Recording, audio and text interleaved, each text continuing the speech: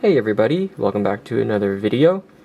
As requested, I'm going to try and demonstrate today how to pollinate a Lepanthes orchid.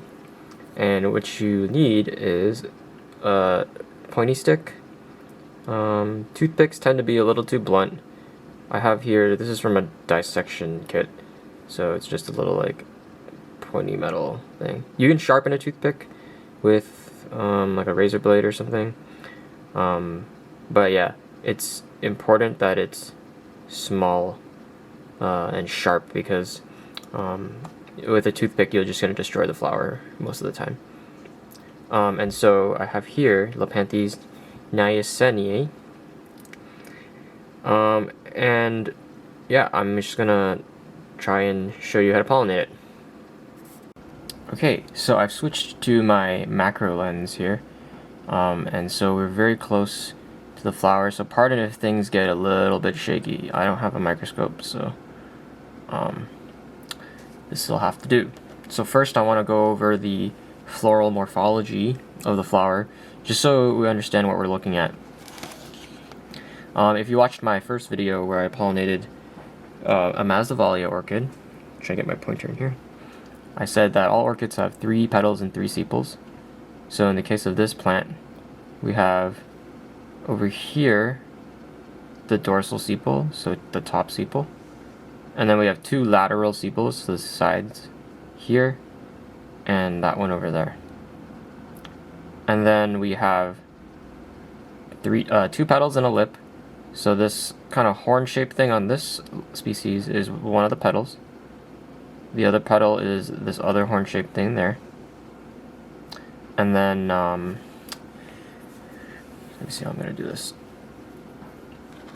I'm going to try and show you the lip. This isn't the best angle. That's probably a better angle of the flower. Let it stabilize. So the lip, and so I'm not actually 100% confident on this, but so take this with a grain of salt, but where's my pointer? I believe the lip is, come on, there. This darker part here, over there, I think that's the lip. And so in Lepanthes, the lip tends to surround what's called the column, which contains the pollen, and it also contains the stigma, which is the female receptive part of the flower. And so I don't know if you can kind of tell where the pollen is on this flower right now. I'll go ahead and point that out. It's in the middle, right there. See, there's a little bright white spot right there. That is sort of the thing that sticks the pollen to the pollinator. And so I'm going to try and detach it now. This is my pointy stick. You can see when it's really zoomed in, it's really not that pointy. And I'm actually going to go grab a toothpick real quick to show you the difference in sharpness. Okay, so I'm back with my toothpick here. And let me just put these in the same plane. That's a toothpick. So with most other orchids, the toothpick will work. But if you try to use the toothpick to grab that little piece of pollen there, you're gonna have trouble. Anyways, I'm gonna try and grab it now. Let me see if I can. So I'm gonna grab the leaf with my hand. Maybe I can zoom out a little, so you have a better view of what I'm doing. That's as high as this camera tripod goes. Okay, this might be a better view. And again, this is a manual focus lens, so my apologies if things go out of focus. So I'm just grabbing the leaf here with my hand to stabilize the flower. Maybe I can bring it in focus too. But okay, usually I do this looking at the flower really close with my face, but so this is going to be a little tough. Theoretically, if I touch this to that white point, it should stick. Let's see.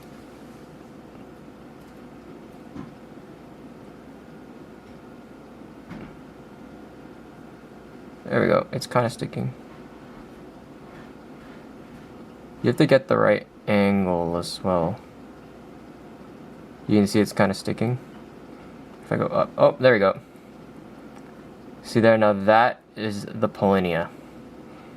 But if you remember from my last video again, there's something called an anther cap, which is the purple part, because the pollen, try to focus this, is actually yellow. And so, I'm gonna change shots again so I can show this better. Okay, so I have here more zoomed in. You can see the pollen. Dang, I went out of focus. You see the yellow pollen is kind of encapsulated by the anther cap, and so I gotta remove that. So what I'm gonna do is I'm just gonna take another one of these things, and I'm gonna like try and like gently smush it out. So let me reframe this so it's again in focus. Okay, what I have here is it's just the lid of a deli container, and so I had to zoom out a bit because there was no way I was gonna be able to do it. Usually I do this in the palm of my hand while staring at it really closely, so working through the camera lens is a little bit different and a little difficult. So usually if I just like give it a little press, well, that's not great. It's pretty attached to the thing. You see I can beat it around, but I guess the pressure is too much. Oh, there we go. I got one out. So the reason you gotta remove this, there we go. I'm actually, this is pretty cool for me because this is my first time really like seeing it under a scope, or not under scope, but like really zoomed in. If you don't remove that anther cap, your pollen's not gonna make contact with the stigma, and so you're definitely not gonna be able to get a successful pollination. But here, let me try and zoom in. Again, this is a manual focus, so my apologies for the blurriness if it's blurry. You see there, you can see the pollinia sac, and then you can see the like the sticky part. It's another golden yellow part. So now I'm gonna recollect that onto my little stick, and I'll bring the flower back and try to show you where I think it should go. Alrighty, here we are back with this flower. And you're gonna hear me say a lot of I thinks in this video because I don't actually know. This is really my first time looking at it super close, and there's not too much literature out there about, you know, pollinating these things by hand. So this is again a front view of the flower, so just to reorient ourselves, let me get my pointer. Frick. Okay, sepal back there, sepal back here, dorsal sepal up there, petal 1, petal 2, and then this thing is the lip. And so I don't know if you can tell where we took the pollen from. Let me try to point that out. There's now an empty spot right there above. That's where the pollen sacs came from, pollinia. And so I believe in this scenario we're supposed to deposit it, and you can see there's a little hole. I'm trying to point at it right there. And so again, like I said in my previous video on pollination, the stigma is pretty sticky for pollen. So what that means is when the pollen comes close to it, it should just attach. And so I'm going to try to do that now without losing my pollen. Alright, I gotta not look at the camera for this until I get closer. Okay, so you can see my little pollinia here. Whoop. I think it should go in there. Yeah, see, it just stole it from my stick, and I'm gonna try this other one now.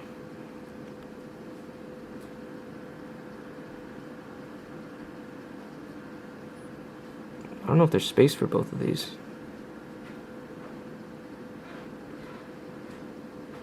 Apparently there is.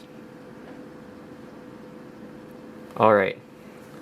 And so, I'm gonna go ahead and say I'm pretty sure this thing is now pollinated.